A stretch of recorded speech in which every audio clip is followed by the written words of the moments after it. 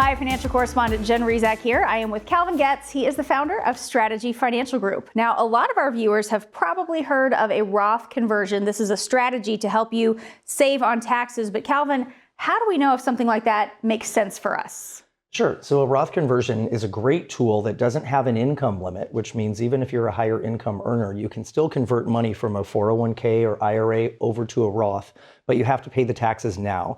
So it doesn't make sense for everybody, especially if you're in a higher tax bracket, but it does make sense if you're either in retirement or you've maybe gone down to part-time and your income is lower. You can typically convert up to the limit of the bracket you're in and do what's called a partial conversion over time, so that by the time you hit the required minimum distribution age, which is currently 73, unless you were born after 1960, then it's 75, then you can have most of your money in places where you don't have to take a minimum distribution.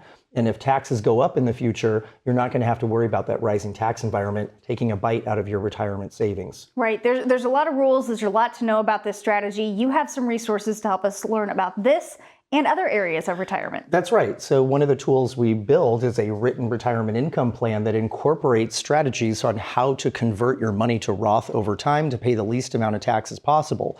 And every day that goes by where you're in this lower tax environment and you're not taking advantage of that can really put in jeopardy how much you're going to have to pay in taxes in the future. Whether you're nearing retirement, you've just retired, or you've been retired a long time, the tools in this kit will help get you the right ways to process a Roth conversion. Call, text, or go online and you can get Calvin's free retirement roadmap kit today. Thanks for joining us today.